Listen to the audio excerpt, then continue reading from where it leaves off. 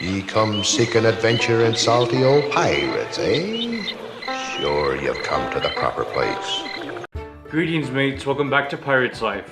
And this be the start of Barbossa week. That's right, I'm celebrating Barbossa this entire week, doing a video Monday through Friday, focusing on one of our favorite pirate captains, Hector Barbossa.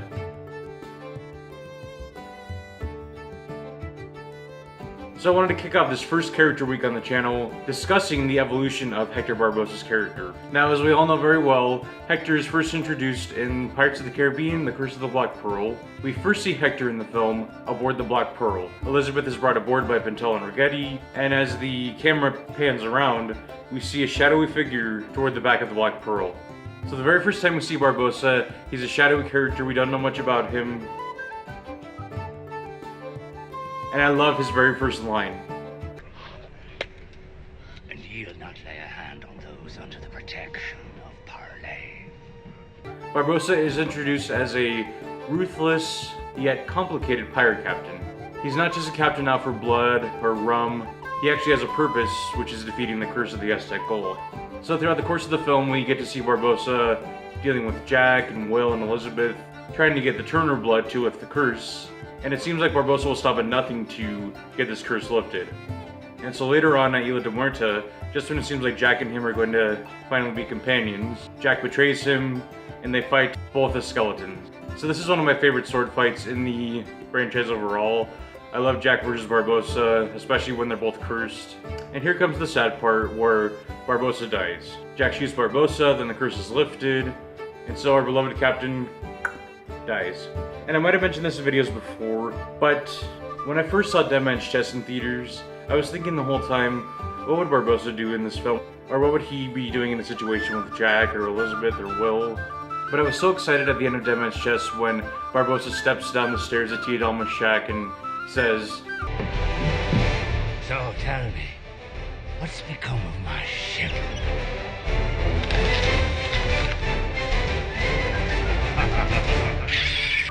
I love watching that over and over again. I love his reintroduction.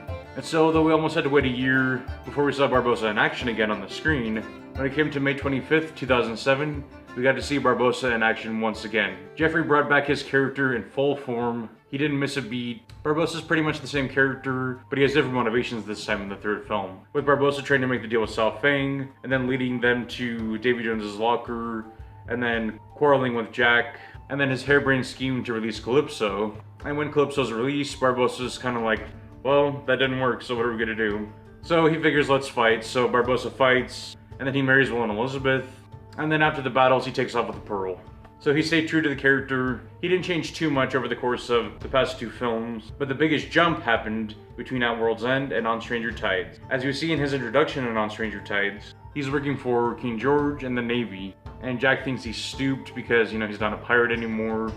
And Barbossa's like, well, you do mean a nicer class of person now. But we learn Barbossa's motivation is to get revenge on Blackbeard because Blackbeard stole the pearl and stole his leg. And so we get to see sort of a different side of Barbossa. I love seeing him interact with Gibbs and Gillette. And I also love that him and Jack meet up on the Santiago, and then they go to the Spanish camp. And then Barbossa defeats Blackbeard with the poison from the innards of poisonous toads with the sword. And then he gets the revenge back and he's back in his pirate garb. So though he changed physically with losing his leg and being in a new costume, Barbossa's still working his piratey ways to get to Blackbeard and to get his revenge. So that way he did change over the course of a few films. He lost his crew, his leg, he has a strong motivation to get revenge on Blackbeard, and he does. And then moving on to the most recent film, Dead Men Tell No Tales, Barbossa's living the pirate's life. He's commanding so many ships. We first see him in his cabin.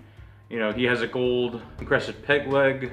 And then he catches wind of Salazar attacking his ships. So again, he's driven to stop Salazar or make a deal with him so that he doesn't destroy his ships and so he can keep living the pirate's life.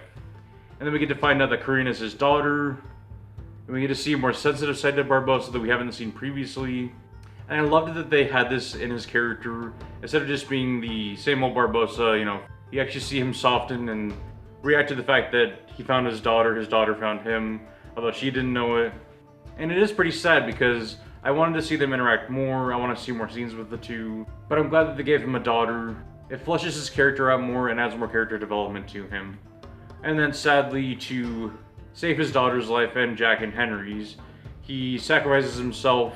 So throughout the franchise, we've seen Hector Barbossa die twice, which makes me sad and mad at the same time. I don't feel they had to kill Hector again, but instead of him dying like the first time, where Jack shot him and he was killed because he's a bad man, he dies by sacrificing himself in the most recent film to save his own daughter. So from the cursed pirate that we see in Curse of the Black Pearl, to the father pirate that we see living the pirate's life in Dead Maternal Tales, I'd say Barbossa did evolve in a pretty big way over the course of the franchise. I mean, he came back from the dead, he went to the land of the dead, then came back, he lost his leg, he lost his ship, got his ship back, got his daughter back, and then he died again. So I think Jeffrey did an amazing job portraying Barbossa throughout the 5 films. As the character changed, Jeffrey did a great job getting used to the nuances of the character. So yeah, that was my discussion of the evolution of Barbossa in the Pirates of the Caribbean franchise. If you like this video, please give it a big thumbs up. And if you're not part of me crew, make sure to hit that subscribe button. I'll be back tomorrow, yes, tomorrow, with a brand new video about Hector Barbossa. And remember, it'd be too late to alter course now, mateys. Ta.